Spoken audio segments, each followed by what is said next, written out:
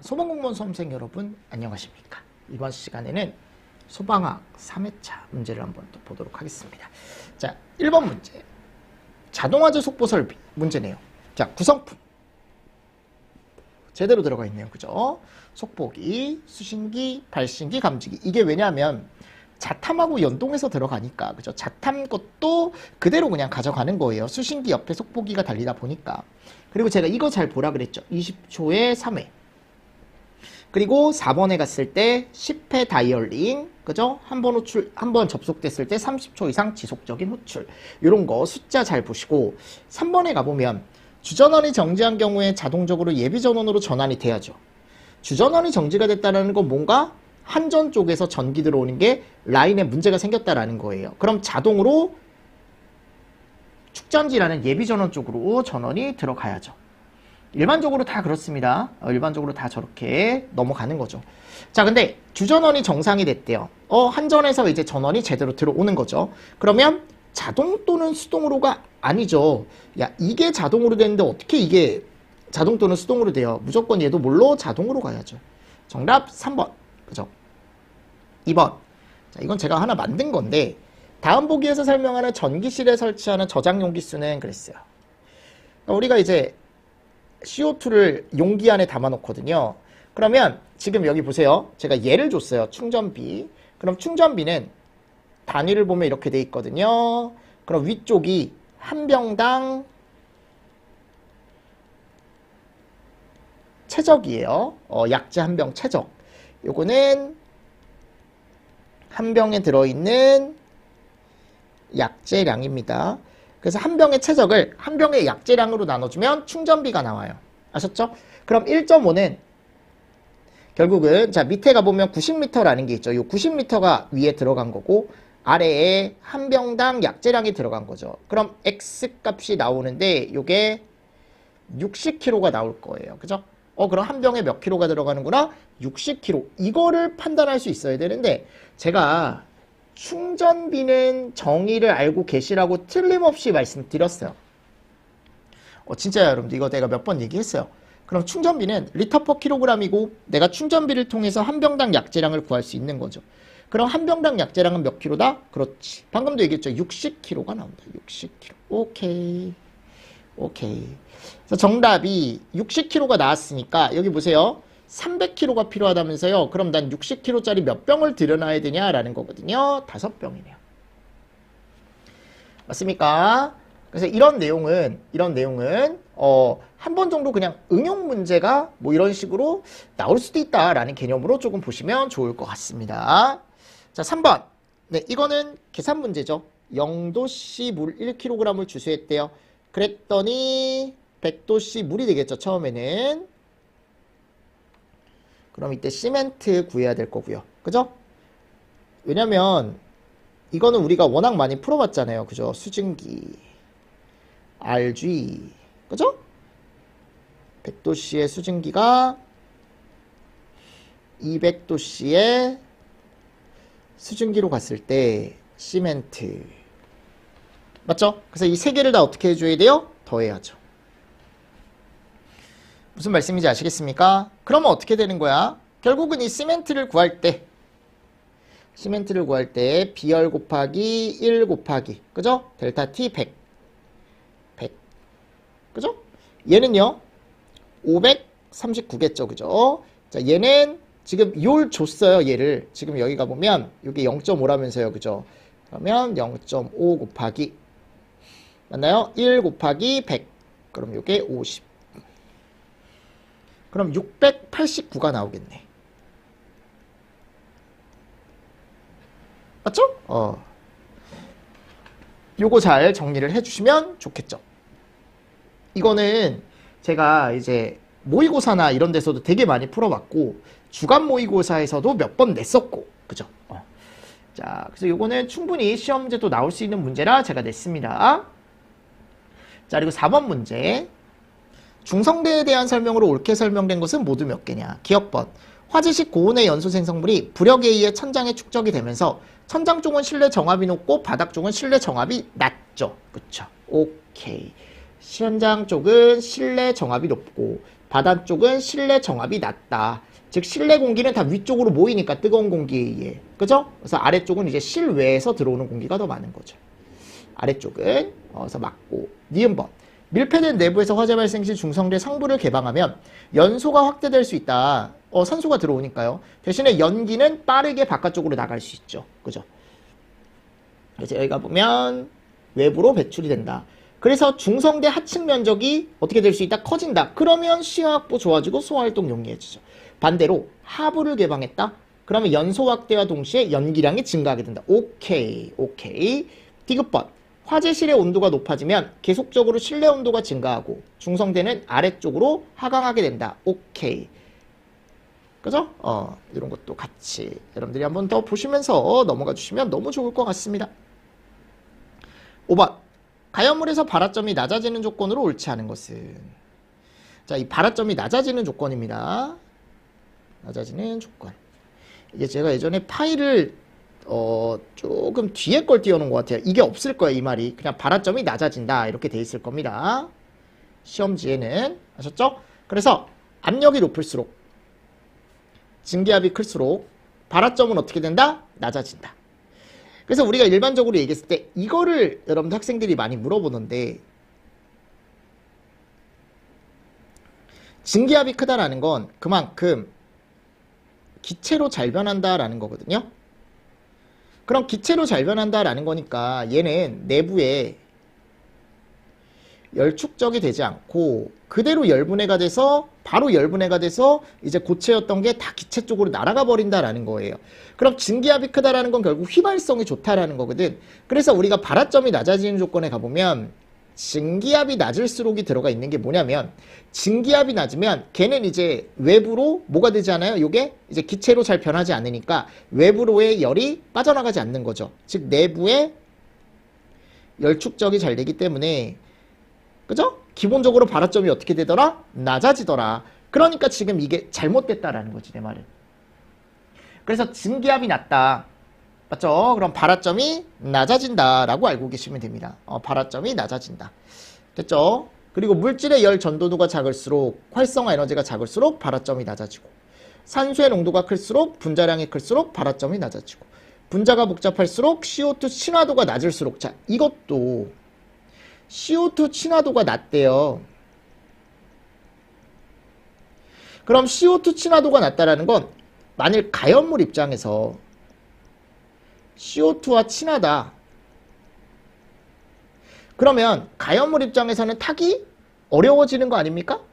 왜냐하면 CO2가 나하고 친하게 되면은 불연성 물질이 계속 들어오면은 결국 소화약제가 계속 들어오는 거거든요. 맞습니까? 그러니까 발화점이 계속 높아지겠죠. 잘 안 타는 거니까. 이산화탄소와의 친화도가 낮대요. 그러니까 내가 CO2가 붙지 못하게 하니까 약제하고 친하게 지내지 않는 거지, 그치? 맞지? 그럼 내 자체에서 열을 더 많이 낼 수 있겠죠. 그러니까 발화점이 어떻게 된다? 낮아진다. 이런 것도 책 같은 데 가보면 들어가 있어요. 한 번 정도 보시면 좋을 것 같습니다. 됐죠? 그래서 요거 정답은 일단 1번이에요. 하셨죠? 제가 박스로 해설을 정리해 놨으니까 한 번 정도 정리를 좀 해주시고, 다음 6번. 자연발화성 물질인 황린에 대한 설명으로 옳지 않은 거. 황린은 백색, 다망색. 그래서 우리가 황린을 우리가 정린이 아니고 황린을 백린이라고 부르기도 합니다. 그리고 다망색이니까 황린이라고 부르기도 하고. 됐죠? 그래서 백색 또는 다망색. 그리고 이게 약간 적색 계통으로 가면 정린이라는 걸로 돼요. 한 260도 정도 되면. 아셨죠? 그래서 이런 것도 한번 보십시오. 정린. 그리고 2번. 물과 반응하지 않아 pH 9 정도의 물 속에 저장하며 보호액이 증발되지 않도록 해야 된다. 왜냐하면 보호액 속에 없으면 얘는 공기와 붙으면 발화점이 34도로 자연 발화하기 쉽죠. 4번. 자, 이거 한번 보십시오. 착화점은 34도로 매우 낮은 편이며, 이건 맞아요. 강알칼리 용액과 반응을 하게 되면은 수소가스가 발생한다라고 지금 되어 있는데요. 이게 수소가스가 아니고 포스핀이 나옵니다. 포스핀. 요건 얘 자체의 특징으로 조금 한번 알고 가시면 너무 좋을 것 같습니다. 자, 그리고 7번. 다음 보기에서 설명하는 현상으로 옳게 짝지어진 것은 그랬어요. 자, 이거는 기본적인 문제죠. 자, 첫 번째, 얘 뭡니까? 요거 읽어보세요. 점성을 가진 뜨거운 유리 표면 아래 부분에서 물이 비등하면 비등하는 물에 의해 탱크 내 유류가 넘친다라고 되어 있습니다. 요게 프로스죠. 유류만 넘치는 거니까. 얘는 뭡니까? 저부에 고여있는 물이 뿜어져 나오는 거니까 보일. 얘는 오일. 그죠? 얘는 뭐야? 슬롭이네, 슬롭. 그죠? 자, 8번. 화재실 내부에서 발생한 난류 화염에 벽체가 노출되어 있다. 그럼 여기에 뜨거운 공기가 가서 대류라는 걸 주겠죠, 열을. 자, 그랬을 때 대류 연료속 A분의 Q는 그랬죠? 연료속은 제가 그랬어요. A분의 Q를 구하는 거라고. 그럼 H 델타 T만 구하면 된다 그랬죠? 그래서 H가 얼마예요? 지금 여기 갔을 때 개수. 그죠? H. 그리고 델타 T는 400 마이너스 200. 그러면 얘가 2죠. 4000이네요.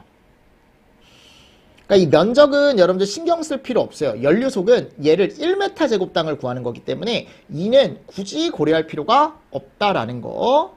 아셨죠? 그냥 헷갈리라고 넣어 놓은 거야, 내가. 연료속. 자, 근데 만일 여기서 이제 대류 열량을 구해라 라고 한다면, 만일 문제에서, 그럼 A까지 고려를 해줘야 돼요, 이렇게.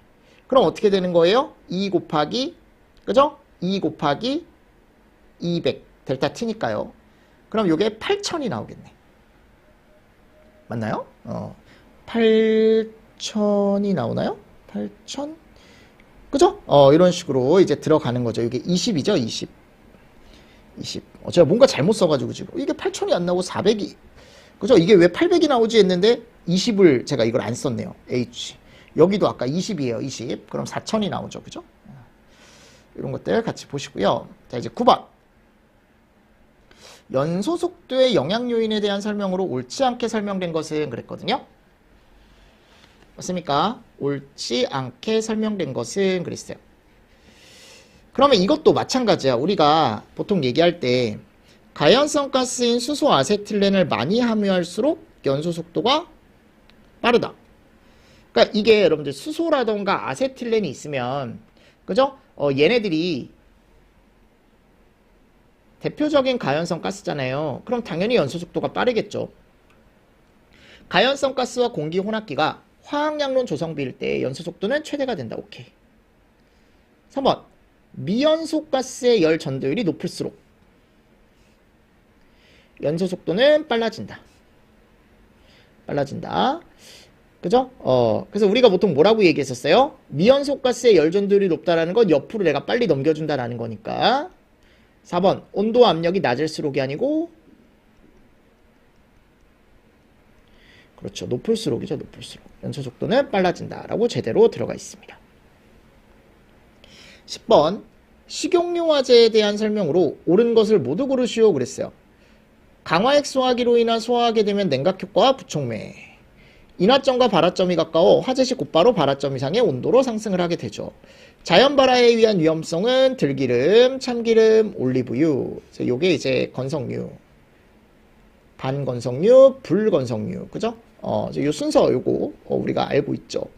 리을번. 강화액 소화기를 이용한 소화를 하게 되면 수산화칼륨과 식용유에 지방산이 반응하여 비노화 효과가 나타나게 된다. 그래서 이렇게 비노화에 대한 걸 우리가 얘기를 하죠. 그죠? 강화액 같은 경우는. 맞습니까? 그래서 칼륨에 의한 비노화도 얘기를 합니다. 우리가 비노화를 얘기하는 게 그래서 일종 분말에서도 얘기하고, 얘는 나트륨. 맞죠? 그리고 여기. 수용성 유리에서 사용하는 네알콜포 쪽에서도 우리가 비노화 효과를 얘기하죠. 기본적으로 비노화 효과가 일어났다는 건 좋은 거예요. 소화적인 측면에서는. 11번. 좀 치사한 문제긴 한데 이거는 3종 분말 소화 약제에 대한 설명으로 옳지 않게 설명된 것은 1번. 3종 분말의 소화 효과에는 열분해시 흡열 반응에 의한 냉각, 열분해시 발생하는 불연성 가스에 의한 질식. 오케이. 2번. 3종 분말 소화 효과에는 메타인산의 방진 효과와 NH4에 의한 부촉매, 분말 운무에 의한 열방사 차단, 올소인산에 의한 섬유소 탈수 탄화, 특히 이런 거 잘 보십시오. 메타인산이라던가 올소인산. 3번. 3종 분말 소화 약제는 최초 열분해가 시작됐을 때 166도쯤에서 올소인산이라는 게 나와요. 그죠? 요게 이제 나오고 1차 열분해 이후에 2차, 3차, 이게 4차 반응식까지 있어요, 여러분들. 근데 이 과정에서 이런 애들이 나오는데 마지막에 갔을 때 요 P2O7이라는 게 있습니다. 얘가 7산화인인데 우리는 열분해 과정에서 얻을 수 있는 게 얘밖에 없어요. 누구요? 오산화인. 아셨죠? 그래서 잘못된 거예요, 이게. 그래서 잘못된 겁니다. 무슨 말씀인지 아시겠습니까? 네, 이런 것들 같이 보시면서 넘어가 주시면 좋을 것 같습니다. 됐죠? 그리고 12번. 할로겐 화합물 및 불활성 기체 소화 약제에서 최대 허용 설계 농도가 큰 순서대로 옳게 나열한 것은 그랬어요. 그럼 이것도 제가 외우라 그랬죠? 요게 40, 그죠? 23이 30, 요게 1. 블렌드 A가 10, 얘가 10.5, 11.5. 그죠? 이게 한 번도 나온 적은 없는데 최대 허용 설계 농도는 한 번 정도 출제가 될 수 있거든요. 이런 식으로. 그래서 이게 낮은 애들이 위험한 거라 그랬잖아요. 그죠? 그래서 제가 해설에다가 얘네들에 대한 수치 넣어놨으니까 한 번 정도 체크를 좀 해주시면 좋습니다. 그래서 1번이 정답이죠. 1번. 13번. 이 폭렬현상 단독 문제는 제가 예전에 예상문제풀이 책에서도 문제를 한번 다뤄드렸고, 폭렬현상도 단독으로도 시험 문제가 나올 수 있지 않을까라고 해서 제가 문제를 하나 낸 거거든요. 그럼 거기 갔을 때 1번 성장 끝났네요. 최성기죠. 건물 붕괴의 원인이 되기도 하고 복사열이 있다. 콘크리트 폭렬현상은 콘크리트가 화재 등으로 급격한 온도 변화를 겪었을 때 내부에 갇혀있던 수분이 외부로 빠져나가지 못한 채 팽창 한계점에 도달하면서 폭발하거나 표면에 콘크리트가 떨어지고 방리되는 현상을 얘기한다. 콘크리트 제조 시에 포함되는 수분이 내부 공간에 남아있는데 일반 콘크리트는 조직 구조가 엉성하다. 화재 시 수증기가 잘 빠져나가는데 고강도 콘크리트는 일반 콘크리트하고 좀 다르게 되게 오밀조밀하게 들어가 있다고 생각하시면 돼요. 그래서 오히려 이런 고강도일 때 수증기가 내부에 갇히고 팽창 한계점을 넘긴 폭발을 일으켜 콘크리트가 무너지게 된다라고 얘기하고, 그리고 수분이 너무 많으면 안 되겠죠. 그죠? 수분을 3% 미만으로 유지한다. 그래서 제가 이거 예상 문제 풀이 책에서는 3% 이상이라고 아마 넣어놨을 거예요. 그죠? 그래서 이게 이제 잘못된 거죠. 14번. 재난관리법상 조정위원회 심의 조정 결과를 중앙위원회에 보고해야 하는 중요사항에 해당되는 내용으로 옳지 않은 것은 그랬습니다. 옳지 않은 거. 그럼 우리가 중앙위원회에 보고하는 사항이 있었죠. 심의 결과를 본인들이 심의를 하고. 그래서 세 개가 뭐였냐면 집행, 그죠? 그리고 국가 핵심 기반, 맞습니까? 그리고 필요하다고 인정하는 거. 자, 여기 갔을 때 종합계획은 따로 우리가 중요사항이라고 얘기하지 않습니다. 여기 정답이 2번이죠. 그죠? 자, 15번 문제. 요거는 제가 화재 알림 설비가 요번에 법규 쪽에서 대부분 이제 추가가 됐기 때문에 착공신고 대상에도 들어가고, 그죠?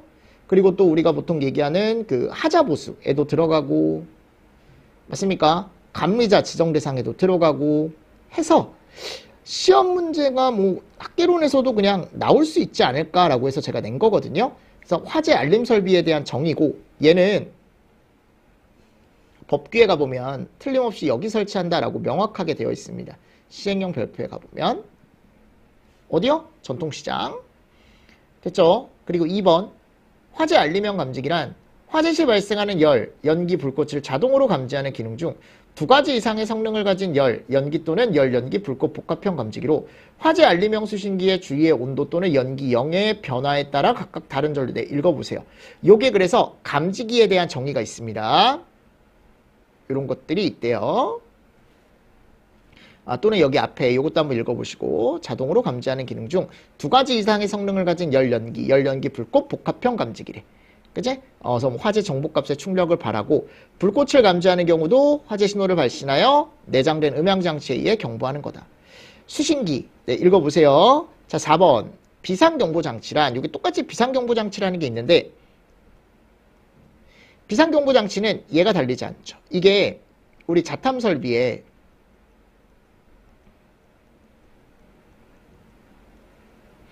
똑같은 거예요. 비상경보 설비에도 제가 뭐가 없다 그랬어요. 감지기가 없죠. 그쵸? 맞습니까? 그래서 제가 용어의 정의를 그냥 한 번 정도 읽어보시라는 개념으로 문제를 낸 겁니다. 이런 문제는 조금 생소한 문제죠. 그죠?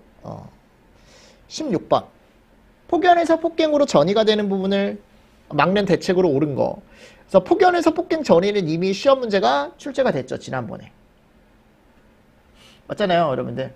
그래서 전이에 대한 그 순서가 나왔죠. 저는 이 대책도 충분히 나올 수 있다라고 생각합니다. 그죠? 대책도 충분히 나올 수 있다라고 생각하기 때문에 대책도 한 번 정도는 보고 가셔라 라고 제가 말씀을 드리고 싶습니다. 그러면 1번에 가보면 배관의 출구 부분이나 분기 부분 출구에 화염 방지기를 설치한다. 근데 제가 그랬죠. 이 화염 방지기는 출구가 아니고 입구 이거 했어 여러분들 우리 예상 문제 풀이에서 배관 내에서 전파되고 있는 화염이 배관의 위연소 부분으로 넘어가지 않도록 한다. 2번 자 파열판을 설치한다. 결국 이런 것들이 방지책이 되는 겁니다. 화염 방지기, 파열판. 용기나 배관 내부에 과압이 발생한 경우에 파열판을 통해 압력을 증가 안 되죠. 그죠? 감소하게 하여 다음 부분으로의 연소를 방지한다. 3번 폭갱은 길고 좁은 밀폐 공간에서 가연성 가스가 압력이 있는 상태로 존재할 때 발생하므로 전이가 우려되는 부분에 활성가스를 준비한다? 활성가스 준비하면 더 커지겠죠? 밀폐 배관 안에서? 불활성가스를 준비하는 거죠. 일정 부분에서 불꽃, 화염, 압력 등이 발생하면 그 다음 구간에서 얘를 내뿜는 거죠. 불활성가스를 넣어서 순식간에 배관 내 농도를 폭발 농도 이상이 아니고 이하로 활성화 조치하는 게 아니고 불활성화 조치하는 거죠. 그지? 긴급 차단 장치를 설치한다. 이것도 맞는 얘기고. 그래서 해설에 가보면 제가 왜 틀렸는지 다 넣어놨고요. 옳은 건 4번밖에 없습니다. 17번 재난 및 안전관리 기본법상 시행령 4조에서 긴급구조 지원기관에 속하지 않는 기관은 네, 요거는 제가 참고로 한번 보시면 좋을 것 같아서 간부기출이나 이런 데 가보면 올해 시험 문제 가보면 원자력 안전위원회는 해당하지 않죠. 그래서 시행령 제4조 1호 참고하시면 됩니다. 1호 정도만 보세요. 나머지는 안 보셔도 되고 1호에 들어가 있는 내용 정도만 딱 보셔도 될 것 같습니다. 저는 개인적으로 생각했을 때 그 정도만 보셔도 될 것 같아요. 18번 우리나라 소방서의 설치 순서로 옳은 것은 그랬어요. 옳은 거예요. 자, 경성, 함흥, 평양, 성동, 청진 이렇게 들어가 있는데 이거는 순서 정도 그냥 한번 보셨으면 좋겠어서 어차피 1등은 경성이죠. 그죠? 그래서 경성이 어차피 1등이에요. 근데 경상이 지금 다 앞에 들어가 있네요. 그 다음 평양 그리고 부산 요게 같이 들어가 있어요. 보통 청진, 용산, 성동 이런 순서거든요. 근데 용산이 생기면서 뭐 인천이나 함흥도 같이 들어갔대요. 네, 그래서 요거를 이제 쭉 가는 거죠. 그럼 기억이 제일 먼저 와야 되고 그 다음 리을이네. 맨 마지막에 리을이네. 그지? 성동이 맨 마지막이니까. 그럼 정답이 2번이네요. 2번. 네, 이런 식으로 가져가시는 문제인데 조금 특이한 문제긴 하죠. 19번 주소와 방법이 질식소화인 것을 고르시오. 기억법. 요거 뭐예요? 질식이네. 두 번째 질식이네. 세 번째 디귿번. 요거 뭐예요? 제거죠. 리을번. 요거 뭡니까? 냉각이죠. 맞죠? 그래서 지금 기억하고 니은밖에 없더라. 정답 2번. 20번. 다음 보기에서 화재조사가 가져야 하는 성격으로 올바른 것의 개수는 그럼 화재조사는 어떤 게 있어야 돼요? 현장, 신속, 정밀과학, 그죠? 보존성, 안전성, 강제성, 프리즘 이런 게 있어야죠? 맞나요? 그럼 여기 갔을 때 반강제성 아니고 지속성 아니고 정책성 아니고 그럼 맞는 게 이렇게 4개. 그죠? 정답 몇 번? 2번. 21번 스프링클러 설비에 대한 설명으로 옳지 않게 설명한 것은 1번 습식 스프링클러 설비는 1차부터 2차까지 가압수가 차 있으며 화재 시 열에 의해 헤드가 개방되며 살수하는 방식이다.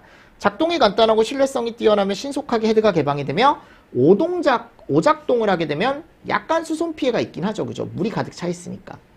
건식 1차 측은 가압수, 2차 측은 압축공기. 습식과 같이 동작이 간단하지만 동파의 우려가 없다. 하지만 살수 전에 압축공기 배출이 돼야 되므로 약간 방수지연 시간이 발생되니까 이런 애들이 있어야 된다. 준비작동식. 1차 측은 가압수, 2차 측은 대기압. A회로 감지기 작동과 함께 폐쇄형 헤드가 개방이 돼야 살수가 가능하다. 근데 A, B 회로가 동시 작동해야 제가 설비가 동작한다 그랬죠? 얘가 뭐예요? 우리가 얘기하는 A 회로만 동작하면요, 일반적으로 음향장치만 울린다라고 생각하시면 돼요. 사이렌만. 유지관리가 편리하고 별도의 슈퍼비조리 판넬이 들어간다. 자, 근데 이게 감지기나 슈퍼비조리가 고장나면 그냥 이 설비 자체가 먹통이 돼버립니다. 그런 게 단점이죠. 4번 1차 측 일제살수식은 1차 측 가압수, 2차 측은 대기압. 개방형 헤드가 설치되는 방식인데 헤드 개방에 열이 필요가 없어 층고가 높거나 빠른 화재 확대 우려가 있는 장소에 설치한다. 방수 속도는 빠르나 모든 헤드에서 물이 나오니까 수손 피해 우려가 있다라고 되어 있죠. 그쵸? 22번 기동용 수압 개폐 장치를 설치하는 목적은 자 뭐예요? 자 얘를 우리가 다른 말로 뭐라 그래요? 그렇죠. 압력 챔버라고 얘기하죠. 압력 챔버. 그래서 얘죠. 얘는 뭐야 여러분들? 체크 및 여과. 이런 거는 일반적으로 우리가 후드 밸브 같은 거. 그죠? 물을 설비까지 송수한다. 가압 송수 장치. 물에 과압이 걸렸다. 과압수를 배출한다. 우리가 일반적으로 이제 릴리프 밸브. 순환 배관. 그죠? 수온 상승 방지하는 거 또는 과압 방지하는 거. 23번. 연소가스에 대한 설명으로 옳지 않은 것은 자, 일산화탄소는 인체 내 헤모글로빈과 결합하여 혈액 산소 운반 방해. 암모니아는 악취가 나는 무색기체로 질소화합물인 열경화성 수지. 나일론. 포스겐은 염화비닐과 같이 염소가 함유된 수지류가 탈 때 밀항 발생. 불화수소는 방염수지류가 연소할 때 뭔가 이상하다. 불화수소에 대한 설명이 아니네. 이거 뭐에 대한 거예요?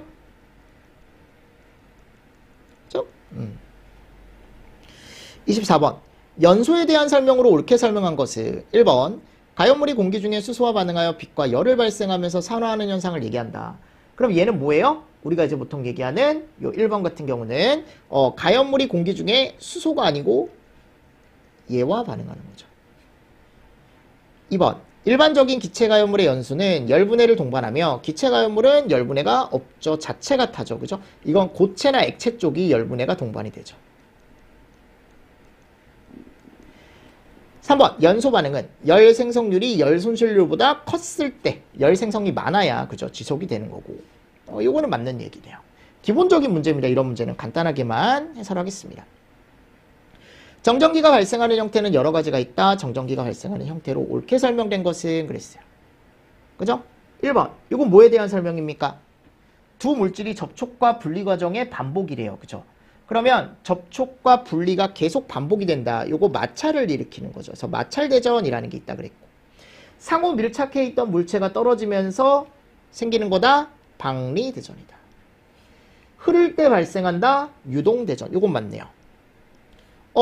분체류, 액체류, 기체류가 좁은 곳을 통해 분출한다. 분출대전이죠. 맞나요? 그럼 옳게 설명된 건 몇 번밖에 없어요? 3번밖에 없는 거죠. 그죠? 자, 이렇게 하면 이번 주 제가 준비한 모의고사 문제를 전부 다 풀어봤습니다. 네. 여러분들이 됐어요. 이렇게 하시고 매주 이런 식으로 제가 3개씩 한번 드려보도록 하겠습니다. 아셨죠? 그래서 점수가 안 나왔다라고 해서 너무 낙담하지 마시고 이런 문제도 있구나. 이렇게도 문제가 나올 수 있구나. 조금 새로운 개념으로 제가 문제를 좀 내봤으니까 한 번 정도 체크를 좀 하시고 공부하다가 이제 모르시거나 또는 이제 뭐 공부 방법이나 이런 것들을 지금 어떻게 마무리를 해야 될지 모르겠다라고 하시면 카톡 한번 주십시오. 연락 한번 주시면 제가 또 답변 드리도록 하겠습니다. 자, 이번 시간도 여러분들 정말 수고 많으셨고 저희 목요일날 법규 해설할 때 다시 한번 뵙도록 하겠습니다. 수고 많으셨습니다. 수고하셨습니다.